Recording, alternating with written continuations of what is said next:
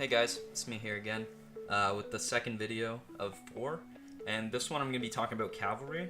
So basically, cavalry are you use them mostly, as well, wouldn't say this because every player's different, but they're supposed to be mainly used for tile hits, which is basically, you should know this. I probably shouldn't explain this, but anyway, when you attack a tile, some cavalry, they have a bonus, which is the offensive cavalry. So I'll show you real quick. The archers are the offensive cavalry. The melee cavalry are actually the defensive cavalry, but they have good attack. They're not really defensive. I just say it as in I guess I don't really know how to explain it, but if they're not the best offensive, you kind of just call them defensive. I don't know, it's just what I do anyway. But so these ones, they have a longer range, so therefore making them better for tile hits. Wait, where's the buff? There it is. Okay, adds an attack bonus during resource tile battles. So these are really good to use. The only way you're really going to get a lot of kills with them, you can send them with siege and stuff, but siege kind of take the priority on the kills.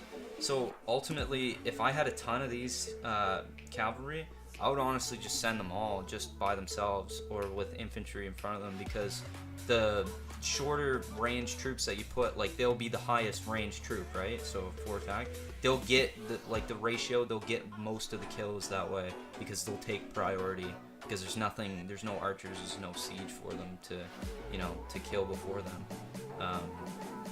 At least that's what I've noticed, just fighting, I don't know. So these cavalry are pretty good. Their defense is just, nuts.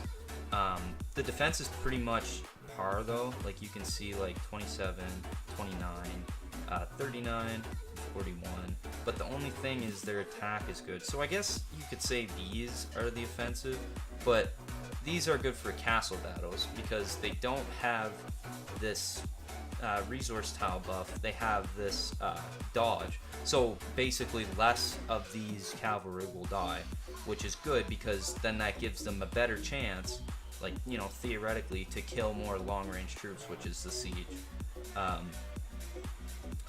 So with the cavalry, in a formation, I covered this in my infantry video, but I basically use cavalry as a second meat shield. So you have your infantry first, so I have 1,000 there, and they take the brunt of the hit, and they die all first. But then I have cavalry in there, 2,000, so that when they all die, these guys will start dying too. So that's just so they don't kill the cannons.